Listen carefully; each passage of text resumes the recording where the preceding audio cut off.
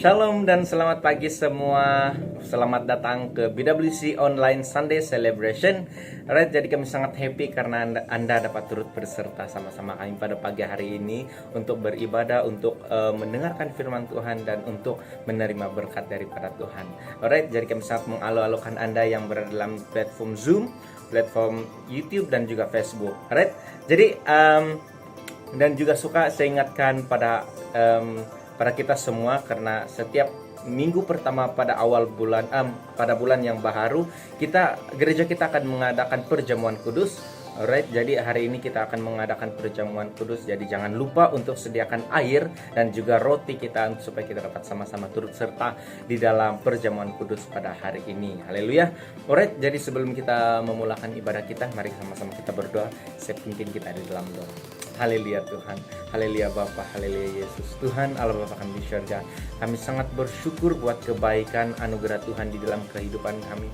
Bapak juga kami sangat bersyukur pada pagi hari ini ya Tuhan, sekali lagi kami dapat berkumpul bersama-sama ya Tuhan di dalam ibadah online kami pada hari ini ya Tuhan. Bapak, kami mau terus serahkan lain kami ke dalam tangan Engkau ya Tuhan, supaya sepanjang ibadah pada hari ini ya Tuhan, kami dapat enjoy bersama-sama dengan keluarga kami di dalam Kristus. Bahkan kami dapat enjoy juga ibadah pada hari ini ya Tuhan bersama Engkau ya Tuhan. Terima kasih Tuhan, terima kasih Yesus, terima kasih Roh Kudus. Bapak, kami siap untuk terima yang baru daripada Engkau pada hari ini ya Tuhan. Kami siap untuk terima berkat daripada firman Engkau ya Tuhan, daripada puji dan sembah juga ya Tuhan. Kami mau terus ya Tuhan memuliakan nama Engkau, meninggikan nama Engkau ya Tuhan, even though kami hanya dapat berkumpul secara online saja Bapa. Thank you Lord, thank you Jesus, terus pimpin kami, berkati setiap yang hadir pada hari ini, berkati setiap yang melayani juga pada hari ini ya Bapa. Terima kasih Bapa, terima kasih Yesus, kami mau terus serahkan ibadah kami ke dalam tangan Engkau, hanya di dalam dan di atas nama Tuhan kami Yesus Kristus yang sangat hebat dan luar biasa. Kami sudah berdoa mengucap syukur, mari kita sama-sama katakan amin. Haleluya, haleluya. Alright, jadi seperti yang Anda lihat pada screen Anda pada saat ini, jadi saya mau ingatkan kita supaya jangan lupa kita scan QR code ini, karena ini adalah bulletin mingguan kita. Di sinilah kita dapat melihat recap ibadah pada minggu yang lalu, dan juga di sana ada activity mingguan kita. Alright, jadi mari kita sama-sama kita mau declare firman Tuhan pada saat ini yang terdapat di dalam Yohanes 15 ayat 11 hingga 17. Alright, mari kita sama-sama baca. Semuanya itu kukatakan kepadamu, supaya sukacitaku ada di dalam kamu dan sukacitamu menjadi penuh. Inilah perintahku, yaitu supaya kamu saling mengasihi seperti aku telah mengasihi kamu. Tidak ada kasih yang lebih besar daripada kasih seorang yang memberikan nyawanya untuk sahabat-sahabatnya. Kamu adalah sahabatku, jikalau kamu berbuat apa yang kuperintahkan kepadamu. Aku tidak menyebut kamu lagi hamba, sebab hamba tidak tahu apa yang diperbuat oleh tuannya. Tetapi aku menyebut kamu sahabat, karena aku telah memberitahukan kepada kamu segala sesuatu yang telah kudengar dari Bapakku. Bukan kamu yang telah memilih aku, tetapi akulah yang telah memilih kamu. Dan aku telah menetapkan kamu supaya kamu pergi dan menghasilkan buah, dan buahmu itu tetap. Supaya apa yang kamu minta kepada Bapa dalam namaku diberikannya kepadamu. Inilah perintahku kepadamu, kasihilah seorang akan yang lain. Haleluya. Alright, jadi demikianlah firman Tuhan. Selepas ini kita akan memuji dan menyembah Tuhan. Kamu siap sudah untuk memuji menyembah Tuhan? Alright, jadi mari kita sama-sama enjoy pada ibadah hari ini. Jom kita memuji dan menyembah Tuhan.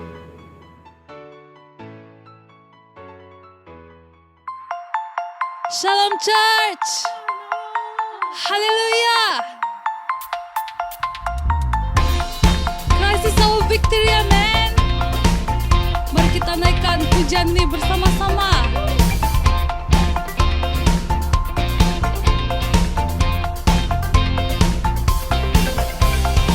My life has been changed, for you're in me. Your plan is greater, more than I think. Know that your love always there and cover me. Standing at the crossroad, where can can I go? I know I might be broken along the way. Know that your power always there and cover me.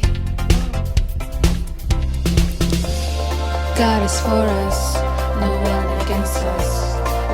Oh oh oh, oh oh, He's there for us as we shout His name.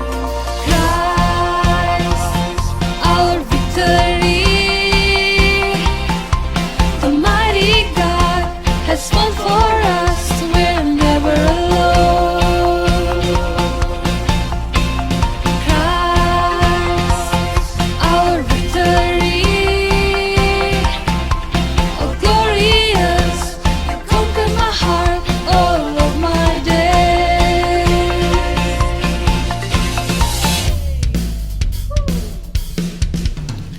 Standing at the crossroad, where can I go?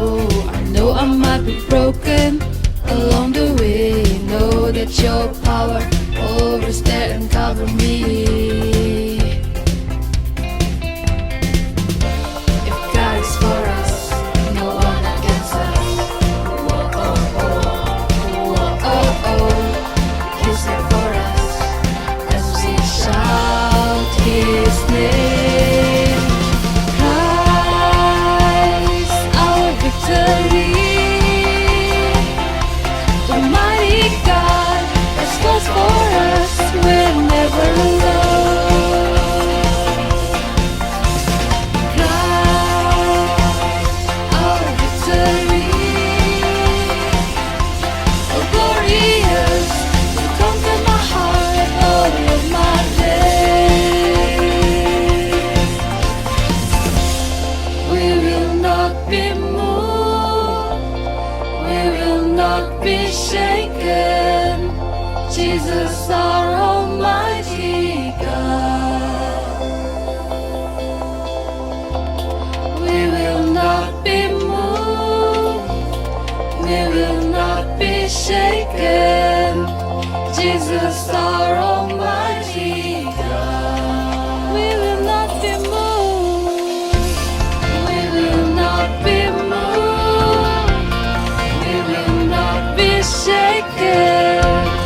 Jesus, our Almighty God. We will not be moved. We will not be shaken. Jesus, our Almighty God. Christ, our victory. Warrior, fought for us. We're never alone. Christ, our victory. Oh glorious, you conquer my heart all of my days. Oh glorious, you conquer my heart all of my days. Oh glorious, you conquer my heart, my victory.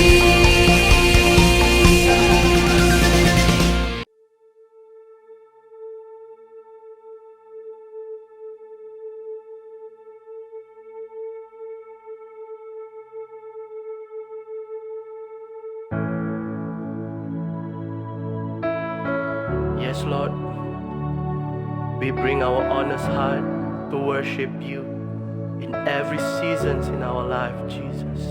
Hallelujah. Keep your promise close in the highest mountain to the lowest valley, for you are with me. Every season in my life, I long for your presence, living by your words that light my path. Come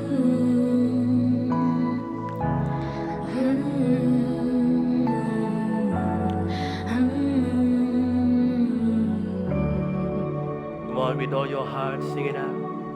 This honest heart of mine seek you in truth and spirit. There's nothing in this world could ever satisfy me. I'll sing in every storm, I'll sing in every trial. Oh God, your faithfulness, you with me till the end of time.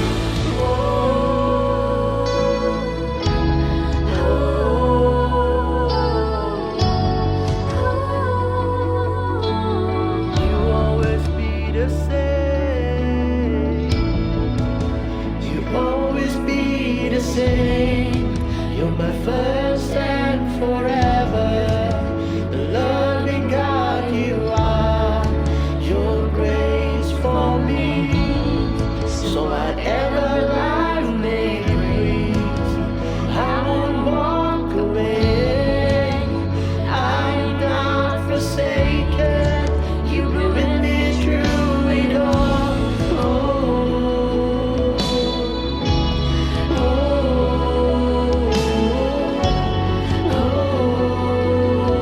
Come on, church, let's declare this. Hallelujah. These are the heart of mine. Seek you in truth and spirit. There's nothing in this world could ever satisfy me. I'll sing in every storm, I'll sing in every trial. Oh God, your faithfulness, you with me till the end of time.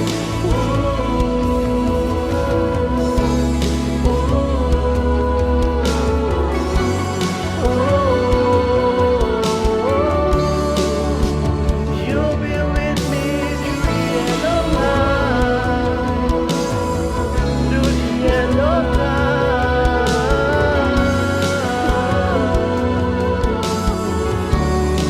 Come on, sing it with all your heart. I love you so, Jesus, my God. Your perfect love wash all my shame. I put my faith in you alone. This other's heart, take it all now. I love you so, Jesus, my God. Your perfect love wash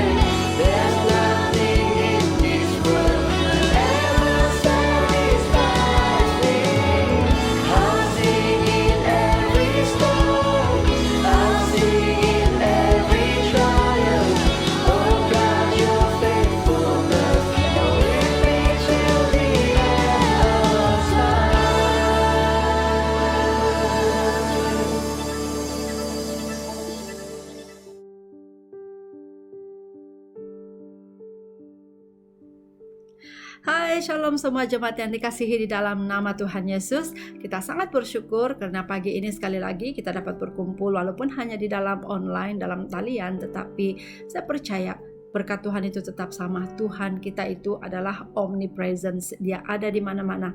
Dimanapun kamu berada saat ini, Tuhan Yesus ada bersama dengan kita semua. Amin.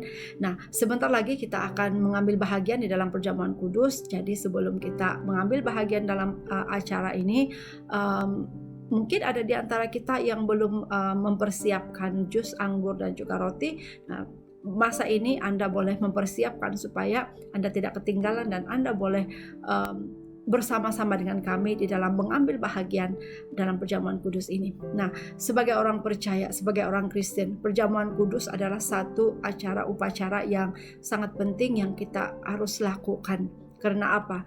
Perjamuan kudus ini adalah di mana kita memperingati akan kematian Yesus di kayu salib. Nah, ketika Yesus mati di kayu salib itu darahnya tercurah. Dan pada pagi ini sebelum kita mengambil bahagian di dalam perjamuan kudus, saya ingin share sedikit beberapa poin yang penting yang kita perlu ketahui tentang the power, kuasa darah Yesus itu. Nah, ada apa dengan darah Yesus? Alright, yang pertama, darah Yesus yang tercurah di kayu salib itu adalah darah yang mendamaikan kita dengan Allah. Di dalam Kolose 1:20, Ia mengadakan perdamaian oleh darah salib Kristus. Karena darah Yesus yang tercurah di kayu salib, kita diperdamaikan dengan Allah. Ketika kita jatuh di dalam dosa, ketika manusia jatuh di dalam dosa, kita terpisah dengan Allah. Karena apa? Kita terpisah dengan kemuliaan Allah. Karena Allah itu, Tuhan itu kudus dan Dia tidak boleh bercampur dengan dosa. Namun ketika Yesus mati di kayu salib, ketika darahnya tercurah untuk kita, terjadi perdamaian di antara kita, orang-orang yang percaya kepada Tuhan, dengan Allah. Dan di dalam Roma ayat 8, pasal 8 ayat 1 dikatakan, kita sekarang tidak ada penghukuman lagi. Disebabkan oleh darah Yesus yang tercurah, tidak adalah hukuman lagi bagi kita orang-orang yang percaya, yang menerima Yesus sebagai Tuhan dan Juru Selamat. Yang kedua, ada apa dengan darah Yesus? Darah Yesus itulah yang membenarkan kita. Kita sekarang dibenarkan oleh darahnya dan kita pasti diselamatkan dari murka Allah. Amin. Wow, betapa luar biasanya the power, kuasa darah Yesus yang tercurah di kayu salib untuk kita semua. Alright. Dan yang seterusnya, yang ketiga, ada apa dengan darah Yesus? Yang ketiga adalah darah Yesus itulah yang menebus kita. Oleh darahnya kita beroleh penebusan, yaitu pengampunan dosa. Karena darah Yesus tercurah di kayu salib, kita diampuni dari setiap dosa dan pelanggaran kita. Kita ditebus dari setiap dosa dan pelanggaran kita, sehingga kita yang dahulunya sepatutnya perlu dihukum mati akibat dosa dan pelanggaran kita. Tetapi ketika Yesus mati di kayu salib, ketika darahnya tercurah untuk kita, kita ditebus, kita diampuni. Dan yang seterusnya, darah Yesus itu menyucikan hati nurani kita. Di dalam 1 Yohanes pasal 1 dikatakan darah Yesus, anaknya itu menyucikan kita dari segala dosa. Itu menyucikan hati nurani kita. Sehingga kita ini dilepaskan daripada kutuk dosa. Kita tidak lagi terikat dengan dosa. Kita dibebaskan dari apapun ikatan dosa, dari apapun kutuk dosa. Kita dibebaskan, kita disucikan oleh darah Yesus. Dan yang terakhir, darah Yesus itu menguduskan kita. Di dalam Ibrani 10:10 dikatakan menguduskan umatnya dengan darah anaknya sendiri. Maksudnya hari ini kita sebagai anak-anak Tuhan yang percaya akan Yesus sebagai Tuhan dan Juru Selamat, kita ini telah dikuduskan. Amin. Dia tidak melihat kita dengan pelanggaran-pelanggaran yang kita ada, dengan dosa-dosa yang kita ada, tetapi Tuhan melihat darah Yesus yang mengalir di dalam tubuh kita. Karena itulah pada hari ini ketika kita datang kepada Tuhan, kita freely, kita boleh datang kepada Tuhan anytime, anywhere. Kita boleh datang kepada Tuhan karena kita sudah dikuduskan dan kita ada akses, kita boleh akses kepada Tuhan dimanapun kita berada, bila pun kita mau datang kepada Tuhan, kita bebas. Dan pada hari ini, masa kita mengambil perjamuan kudus ini, mari kita bersyukur. Kita mau bersyukur atas darah Yesus yang telah tercurah. Karena itulah yang telah memberikan kita satu akses kepada Tuhan kita. Karena darah Yesus yang tercurah, kita dikuduskan, kita disucikan, kita telah dibenarkan, kita telah diperdamaikan dengan Allah. Kita telah ditebus daripada setiap dosa dan pelanggaran kita. Amin. Alright, so mari kita ready, mari kita sedia dengan roti dan cawan yang saya percaya kita semua sudah menyediakan. Saya akan membacakan firman Tuhan yang saya ambil daripada 1 Korintus pasal yang ke-11 ayat 24 sampai yang ke-26. Berkata seperti ini. Dan sesudah itu ia mengucap syukur atasnya, ia memecah-mecahkannya dan berkata, inilah tubuhku yang diserahkan bagi kamu. Perbuatlah ini menjadi peringatan akan aku. Mari kita mengambil roti. Sekali lagi kita angkat roti ini dan saya akan membaca sekali lagi ayat ini. Inilah tubuhku yang diserahkan bagi kamu. Perbuatlah ini menjadi peringatan akan aku. Mari kita makan roti ini bersama-sama.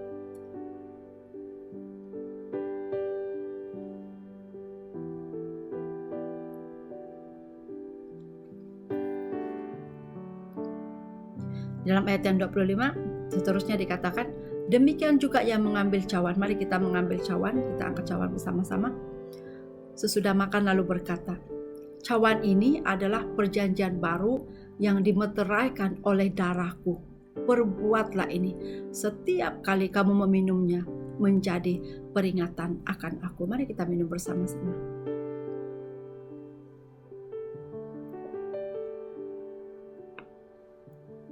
Ayat yang ke-26. Sebab setiap kali kamu makan roti ini dan minum cawan ini, kamu memberitakan kematian Tuhan sampai Ia datang. Amin. Mari kita ambil masa ini, kita mau berdoa, kita mau bersyukur atas apa yang Tuhan telah lakukan di kayu salib.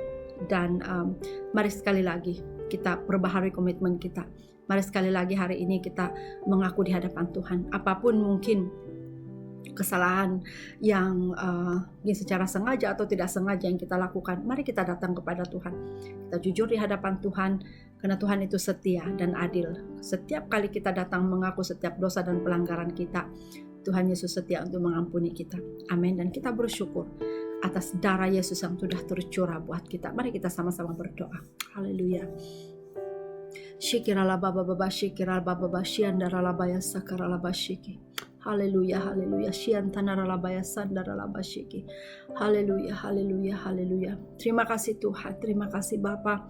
Kami sangat bersyukur ya Tuhan, karena pada pagi ini sekali lagi kami diberikan kesempatan Tuhan untuk mengambil bahagian di dalam perjamuan kudus. Dan Tuhan, pada pagi ini sekali lagi kami datang di hadapan-Mu Tuhan.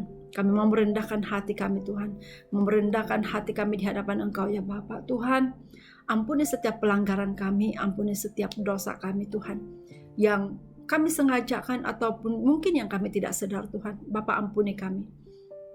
Dan hari ini Tuhan, sekali lagi kami mau mengubah Tuhan, kami mau sekali lagi perbaharui komitmen kami di hadapan Engkau Tuhan, sehingga Tuhan hari ini kami sekali lagi Bapa mengambil ketika kami mengambil perjamuan kudus ini Tuhan, kami diingatkan sekali lagi akan pengorbanan-Mu, kematian-Mu di kayu salib Tuhan. Karena itulah yang telah menebus dosa kami, yang telah melepaskan kami ya Tuhan. Dan terima kasih Bapa, kami mau bersyukur Tuhan, kuasa darah-Mu Tuhan, itu yang telah melepaskan kami daripada setiap bebanan, setiap kutuk, setiap ikatan dosa ya Tuhan. Yang bersyukur ya Bapa, pekerjaan-Mu di kayu salib Tuhan, darah-Mu yang tercurah itu telah memberikan kami akses kepada Engkau Tuhan. Itu telah mendamaikan kami dengan Engkau ya Bapa. Dan Tuhan, saat ini sekali lagi kami mau bersyukur ya Tuhan, darah-Mu yang telah tercurah buat kami. Terima kasih Tuhan, kasih-Mu yang terlalu besar buat kami Tuhan. Kau sanggup mati untuk menyelamatkan kami. Kau sanggup mati. Kau sanggup Tuhan menyerahkan nyawamu, mencurahkan darahmu Tuhan, demi untuk menyelamatkan kami. Dan ini kami Tuhan, pada pagi ini sekali lagi kami memberikan komitmen kami kepada Engkau Tuhan. Kami mau mengikut Engkau Tuhan sampai pada akhirnya Tuhan. Kami mau setia di dalam panggilan-Mu. Kami mau setia di dalam mengerjakan amanat agung-Mu Tuhan. Kami mau setia Tuhan di dalam apapun yang Engkau mau kami kerjakan ya Tuhan. Sehingga Bapa, sehingga akhirnya Tuhan, Engkau dapati Tuhan, kami tetap setia mengerjakan apa yang Engkau mau kami kerjakan. Karena kami adalah anak-anak-Mu yang sudah ditebus. Kami telah dibebaskan. Kami telah dilepaskan. Dan tugas kami Tuhan, kami mau dipakai ya Tuhan, untuk membawa jiwa-jiwa yang masih terhilang kepada Engkau. Terima kasih Tuhan. Terima kasih Bapa, segala hormat, pujian, kemuliaan kami kembalikan hanya di dalam nama Tuhan Yesus, Tuhan dan Juru Selamat kami. Semua yang percaya, mari sama-sama kita katakan amin. Haleluya. Tuhan memberkati.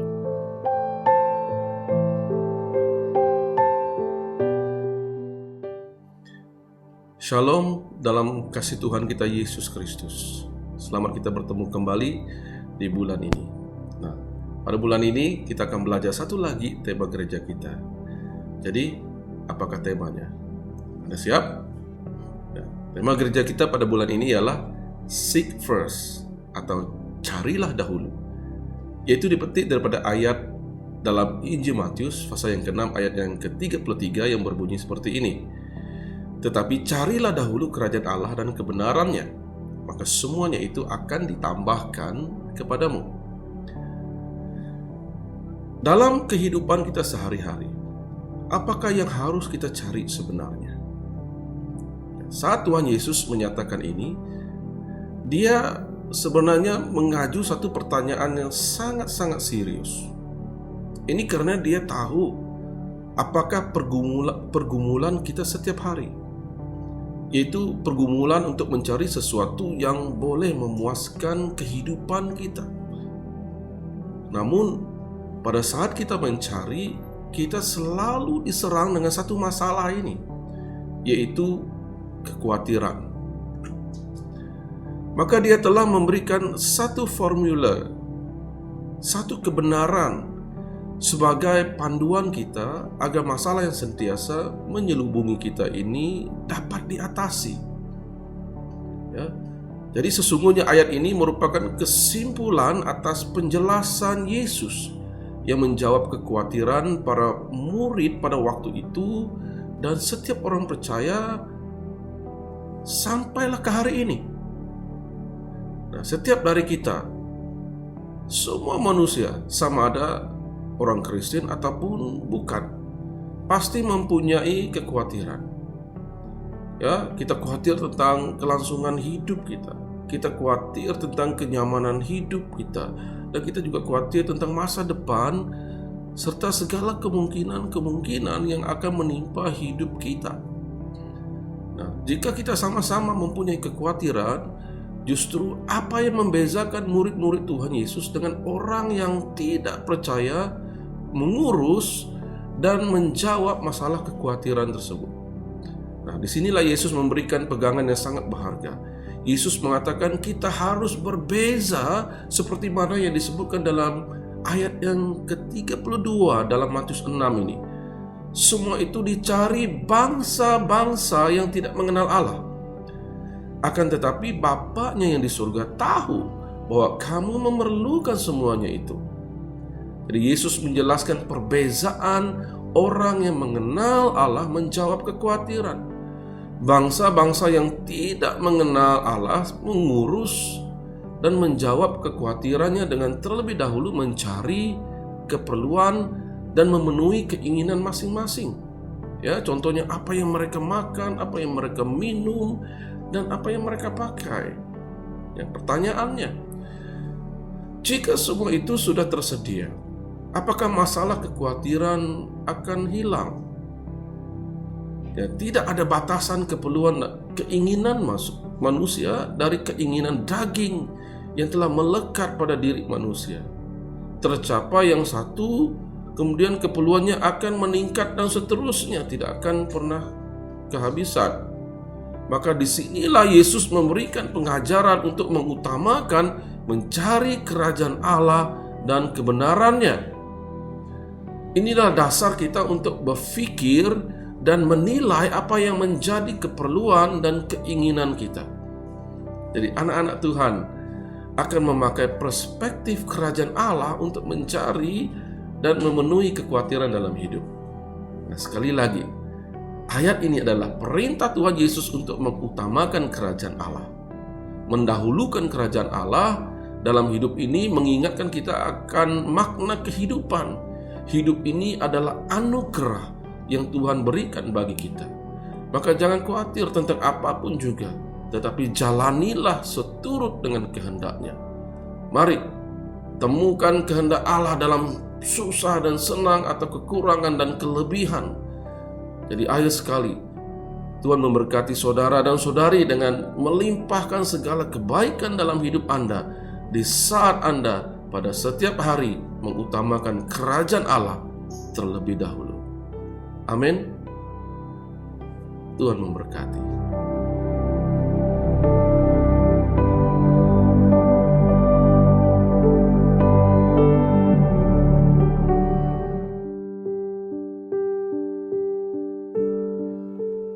Shalom kepada jemaat Tuhan yang berada di online bersama kita dengan ibadah kita pada hari ini. Semoga Anda semua berada dalam keadaan yang terbaik, sehat, kuat, bersemangat ya untuk Tuhan kita Yesus Kristus. Jadi kita puji Tuhan karena hari ini kita berkesempatan untuk menikmati firman Tuhan yang akan disampaikan kepada kita, yaitu melalui khotbah pertama pada bulan ini berkaitan dengan tema kita, yaitu seek first atau carilah dahulu. Ya, inilah topik khotbah saya pada hari ini. Carilah dahulu. Kita mendapati perkataan ini diucapkan oleh Tuhan kita Yesus Kristus dalam Matius 6 ayat yang ke-33 ya, yang berbunyi seperti ini. Tetapi carilah dahulu kerajaan Allah dan kebenarannya, maka semuanya itu akan ditambahkan kepadamu. Menurut Yesus Kristus, yang pertama-tama harus kita cari, ya, yang harus menjadi priority utama kita adalah kerajaan Allah dan kebenarannya. Amin, saudara. Nah, hal ini bukan mengarah kepada pencarian yang secara eksternal, tidak ada pun dapat diwujudkan dari lahiriah kita, dan itu murni jika belum terlebih dahulu diwujudkan di dalam, yaitu di hati kita. Sebenarnya hatilah yang harus pertama-tama dan di atas semuanya untuk mencari Allah dan kerajaannya. Jadi marilah kita terlebih dahulu ya untuk melihat konteks dari ayat di atas. Kita gali dengan lebih dalam lagi. Kita mulai daripada Matius pasal yang ke-6 ayat ke-19 hingga 20. Nah, kita baca bersama-sama. Ya. Janganlah kamu mengumpulkan harta di bumi. Di bumi ngengat dan karat merusakkannya, dan pencuri membongkar serta mencurinya. Tetapi kumpulkanlah bagimu harta di sorga. Di sorga ngengat dan karat tidak merusakkannya, dan pencuri tidak membongkar serta mencurinya. Walaupun ada harta duniawi, harta yang sesungguhnya adalah harta yang di surga.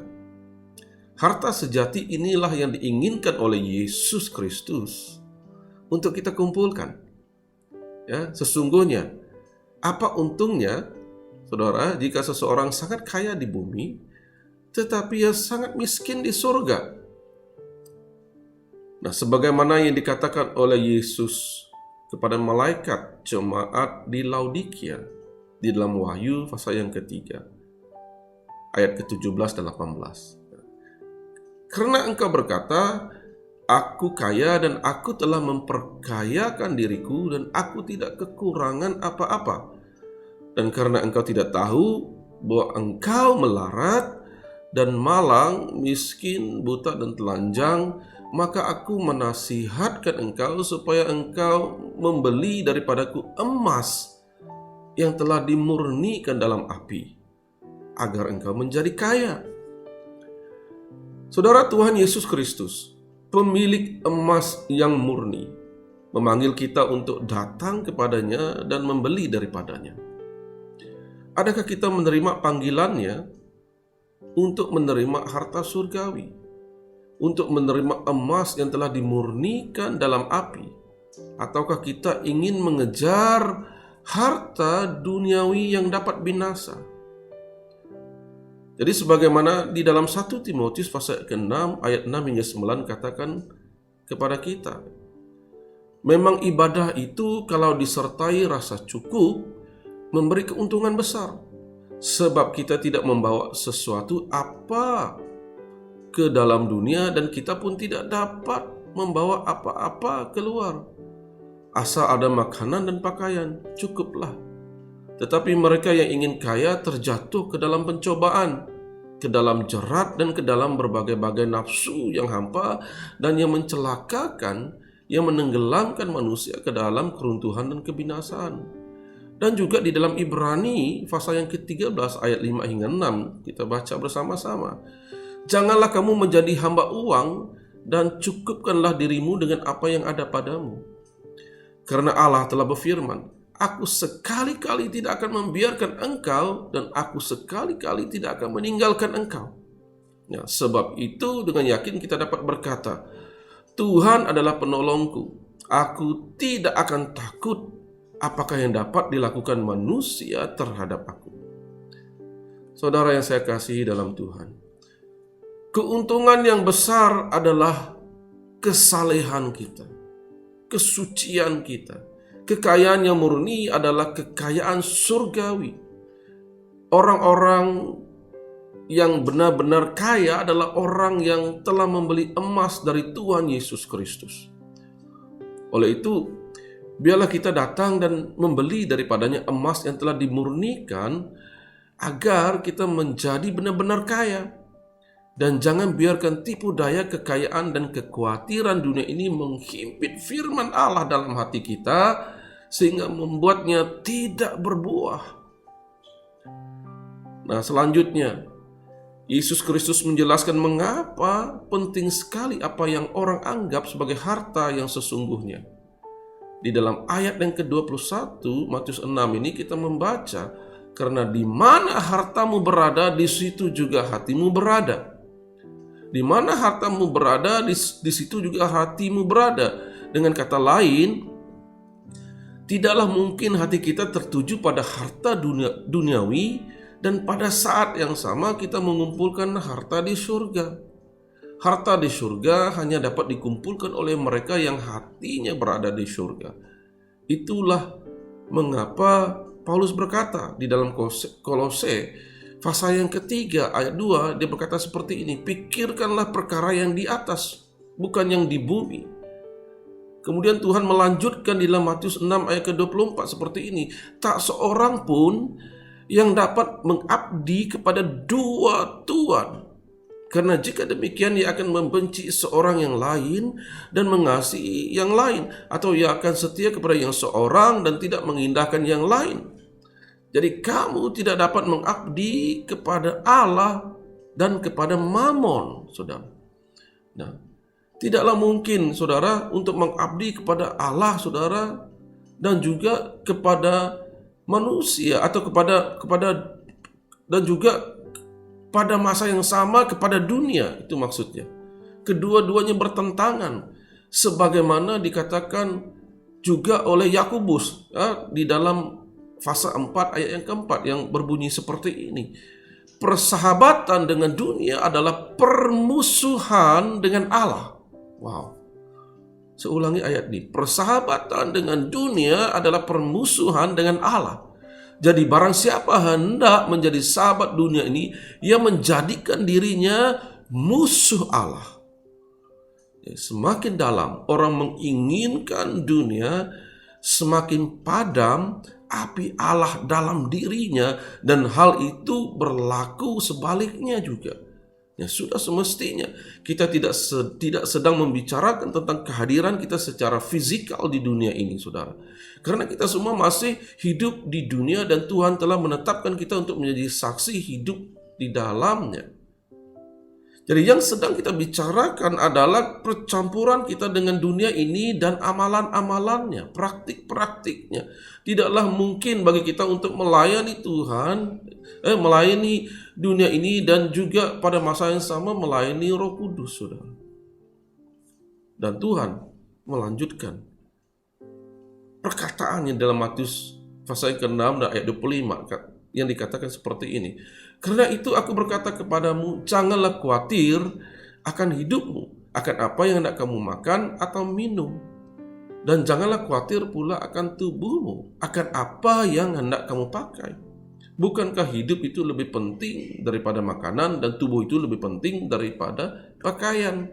Nah, frasa karena itu aku berkata kepadamu, nah, frasa ini mengaitkan apa yang Yesus katakan dalam ayat ini dengan apa yang dia katakan sebelumnya, yaitu bahwa kita tidak dapat melayani dua Tuhan.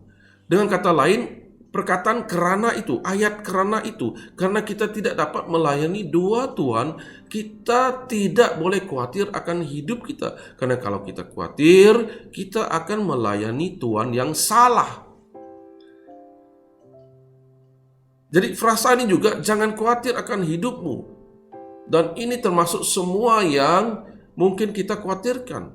Apa yang kita khawatirkan? Keluarga kita, anak-anak kita, keuangan kita, kerja kita, kesehatan kita, dan kekhawatiran lain pada umumnya, baik besar atau kecil, juga termasuk dalam kategori ini, saudara. Tentu saja, fakta ini bahwa kita tidak boleh khawatir bukan berarti hidup ini tidak mengandungi kekhawatiran. Namun kita diminta untuk tidak mengkhawatirkan semua itu. Ya, sebagaimana di dalam 1 Petrus pasal yang ke-5 ayat 6 hingga 7 katakan, serahkanlah segala kekhawatiranmu kepadanya, sebab Ia yang memelihara kamu. Serahkanlah segala kekhawatiranmu kepadanya, sebab Ia yang memelihara kamu. Jadi Allah lah yang memelihara hidup kita, dan kepada Dia kita harus menyerahkan segala kekhawatiran kita. Ini bukan nasihat yang biasa-biasa. Kembali ke perkataan Tuhan Yesus. Karena itu aku berkata kepadamu. Perkataan ini menunjukkan bahwa pelayanan kita kepada satu Allah yang benar haruslah selalu berdampingan erat dengan menyerahkan segala kekhawatiran kita kepada Allah. Atau dengan kata lain, orang hanya dapat sungguh-sungguh melayani Tuhan setelah dia mencapai tingkat di mana dia telah melepaskan segala kekhawatirannya dan menyerahkannya kepada Allah. Jadi mengenai topik kekhawatiran dan konsekuensinya apabila kekhawatiran tidak diserahkan kepada Allah. Jadi Tuhan Yesus memperingatkan kita di dalam Lukas pasal yang ke-21 ayat ke-34. Jagalah dirimu supaya hatimu jangan syarat oleh pesta pora dan kemabukan serta kepentingan-kepentingan duniawi, dan supaya hari Tuhan jangan dengan tiba-tiba jatuh ke atas dirimu seperti suatu jerat. Dan lagi di dalam Lukas pasal yang ke-8 kita baca ayat ke-14. Yang jatuh dalam semak duri ialah orang yang telah mendengar firman itu, dan dalam pertumbuhan selanjutnya mereka terimpit oleh kekhawatiran dan kekayaan dan kenikmatan hidup, sehingga mereka tidak menghasilkan buah yang matang. Dan kita lanjutkan lagi di dalam 2 Timotius pasal yang kedua ayat 3 hingga 4 dikatakan seperti ini firman Tuhan. Ikutlah menderita sebagai seorang prajurit yang baik dari Kristus Yesus.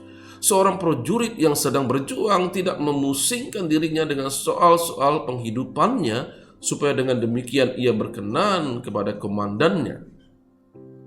Nah, akibat jika kekhawatiran tetap tinggal dalam hidup seorang abdi Allah adalah hidupnya tidak akan berbuah. Ya, pertanyaannya bukan apakah kekhawatiran adalah sesuatu yang nyata. Pertanyaannya sesungguhnya adalah apa yang harus kita lakukan dengan kekhawatiran kita. Apakah kita mau mempertahankan kekhawatiran kita sehingga hati kita menjadi berat, dipenuhi pelbagai kerumitan hingga menghalangi kita untuk berbuah, atau kita mau menyerahkan kekhawatiran kita kepada Allah yang seperti Dia katakan akan selalu memelihara kita. Nah, sekali lagi firman Tuhan menyatakan dengan sangat jelas dalam Filipi 4 ayat 6 hingga 7 dikatakan seperti ini. Janganlah hendaknya kamu khawatir tentang apapun juga, tetapi nyatakanlah dalam segala keinginanmu kepada Allah dalam doa dan permohonan dengan ucapan syukur. Saudara, damai sejahtera Allah yang melampaui segala akal akan memelihara hati dan pikiranmu dalam Kristus Yesus.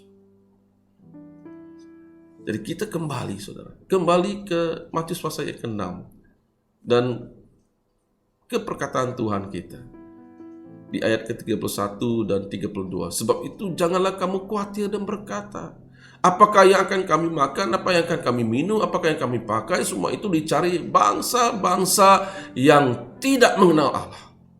Mungkin tampaknya masuk akal untuk kita khawatir. Sama masuk akalnya jika kita mengasihi hanya mereka yang mengasihi kita, atau melawan yang jahat dengan cara membela diri kita sendiri dan sebagainya. Apa yang dunia lakukan mungkin terasa masuk akal bagi kita, namun itu tidak Kristiani. Fakta bahwa kita berjalan sesuai akal budi kita tidak selalu berarti kita sedang berjalan sesuai dengan firman Tuhan. Jadi sebaliknya saya ingin katakan bahwa kita mungkin sedang berjalan sesuai keinginan dunia, sesuai pohon pengetahuan yang baik dan jahat. Sedangkan Tuhan ingin agar kita tidak berpasangan atau menjadi serupa dengan mereka. Dalam 2 Korintus pasal 6 ayat 14 hingga 18 mengatakan, janganlah kamu merupakan pasangan yang tidak seimbang dengan orang-orang yang tak percaya, sebab persamaan apakah terdapat antara kebenaran dan kedurhakaan, atau bagaimanakah terang dapat bersatu dengan gelap? Persamaan apakah yang terdapat antara Kristus dan Bilial? Apakah bahagian bersama orang-orang percaya dengan orang-orang yang tak percaya? Apakah hubungan bait Allah dengan berhala? Karena kita adalah bait dari Allah yang hidup menurut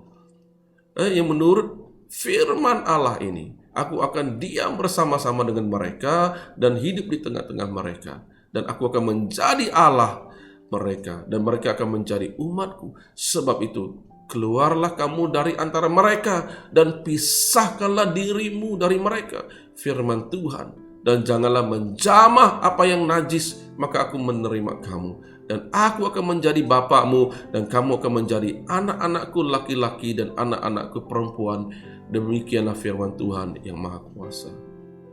Saudara, berpasangan yang firman Allah katakan dalam ayat ini bukanlah berpasangan dalam arti kata fisikal, berbentuk fisikal, melainkan berpasangan dalam arti spiritual yang rohani.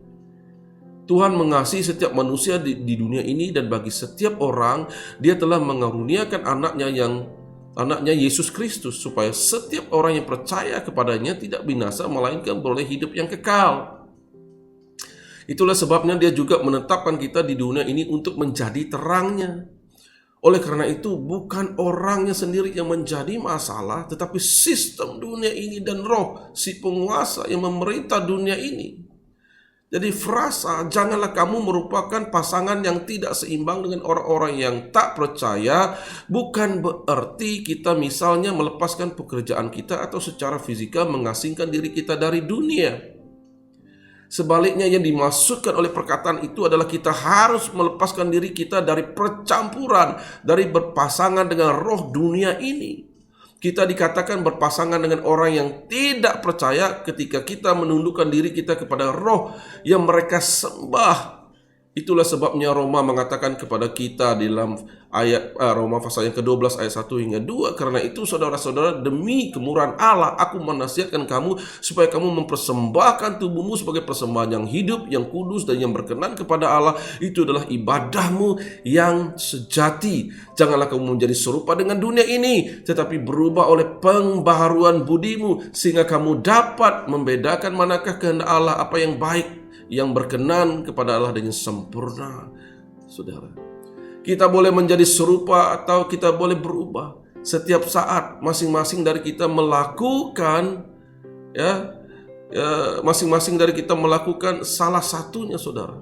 Apakah kita menjadi serupa dengan dunia ini atau berubah oleh pembaharuan budi kita? Apakah kita hidup bagi diri kita sendiri ataukah kita mempersembahkan tubuh kita sebagai persembahan yang hidup kepada Tuhan? Nah, kembali kita kepada Matius pasal yang ke-6 ayat 31 hingga 34. Sebab itu janganlah kamu khawatir dan berkata, apakah yang akan kami makan, apakah yang akan kami minum, apakah yang kami pakai. Semua itu dicari bangsa-bangsa yang tidak mengenal Allah. Akan tetapi Bapamu yang di surga tahu bahwa kamu memerlukan semuanya itu. Dia tahu, saudara. Tetapi carilah dahulu kerajaan Allah dan kebenarannya, maka semuanya itu akan ditambahkan kepadamu. Ditambah, saudara. Sebab itu janganlah kamu khawatir akan hari besok, karena hari besok mempunyai kesusahannya sendiri. Kesusahan sehari cukuplah untuk sehari, saudara. Jadi munculnya kekhawatiran memang tidak dapat kita sangkal. Namun saudara, biarlah kita tidak menjadi serupa dengan dunia ini dengan mengkhawatirkan semua itu. Karena Allah sendiri mengatakan bahwa Dia tahu apa yang kita perlukan. Sebaliknya saudara, biarlah kita berubah oleh pembaharuan budi. Kita dengan mengarahkan hati kita kepada Allah, kepada kerajaan Allah, kepada kebenarannya. Dialah yang harus menjadi priority dan keutamaan hidup kita. Dan dialah yang akan memenuhi semua keperluan kita secara berkelimpahan. Saudara, hanya hartanya lah yang benar-benar murni, yang tidak akan binasa, yang tersimpan bagi kita di surga. Dalam kehidupan kita setiap hari, setiap minggu, setiap bulan, setiap tahun, bahkan setiap saat, setiap menit, setiap jam, kita harus mencari kerajaan Allah. Inilah formula kebenaran yang akan membebaskan kita dari cengkaman kekhawatiran. Saudara, jadi bukan karena Tuhan memaksa kita, tetapi karena Dia begitu mengasihi kita. Dia tidak mau melihat hidup kita binasa dan hancur tanpa arah tujuan yang membawa keberhasilan, kemenangan, dan kekekalan, saudara. Jadi mari kita mencari kerajaan Allah dan kebenarannya. Seek first. Apa yang kita cari setiap hari? Amin, saudara. Mulai kita berubah. Setiap hari kita harus mencari kerajaan Allah. Cari kebenarannya. Itu misi kita setiap hari. Bukan hanya seminggu sekali, bukan hanya sebulan sekali, bukan hanya setahun sekali. Setiap hari, setiap masa, setiap waktu. Seek first the kingdom of God dan juga kebenarannya. Amin, saudara. Ayo kita semangat bertemu dengan Tuhan Yesus, Roh Kudusnya, firman-Nya, pekerjaannya, dan misinya setiap hari. Tuhan Yesus memberkati.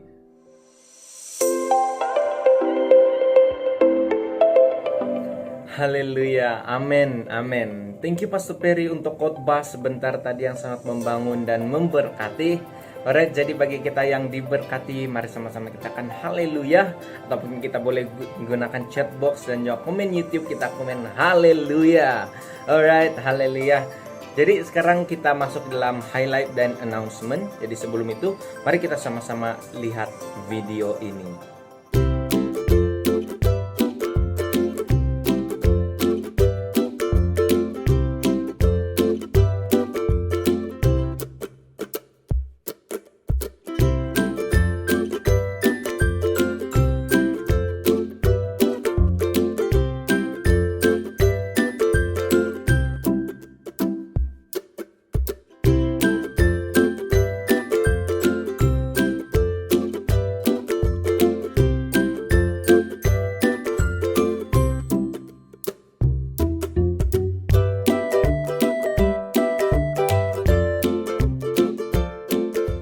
Ya, demikianlah video pengumuman tentang weekly activity kita. Jadi bagi kita yang ingin turut serta di dalam activity mingguan gereja kita, Anda boleh terus berhubung dengan Asya dan juga admin gereja kita.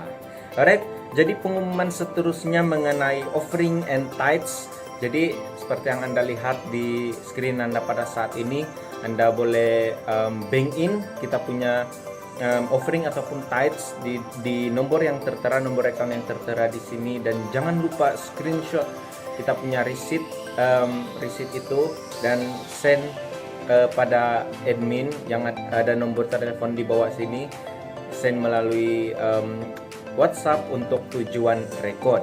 Alright, jadi suka saya ingatkan sekali lagi, jangan lupa kita scan QR code yang tertera pada saat ini di screen Anda supaya kita dapat melihat recap ibadah pada minggu yang lalu dan juga activity mingguan kita.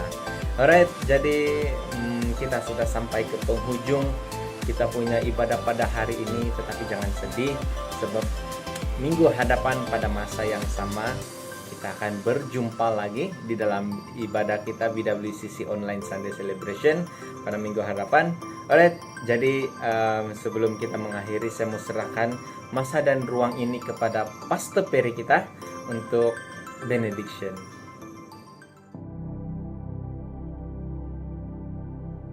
Mari tunduk, kita tunduk kepala dan pejam mata. Saya akan pimpin kita di dalam doa. Tuhan Yesus yang kami kasihi, terima kasih untuk firman-Mu yang telah disampaikan kepada kami pada pagi hari ini, menyadarkan kami betapa pentingnya untuk kami supaya kami mencari kerajaan Allah, mencari kerajaan Engkau terlebih dahulu dan kebenaran-Mu. Di dalam firman-Mu, kebenaran yang akan memimpin dan mengubahkan kehidupan kami, supaya kami tidak lagi hidup di dalam kekhawatiran. Walaupun kami khawatir, tapi kami percaya Roh Kudus-Mu, kebenaran-Mu, kerajaan Allah akan membantu kami untuk menguatkan kami, memulihkan kami, mengeluarkan kami dalam situasi yang khawatir.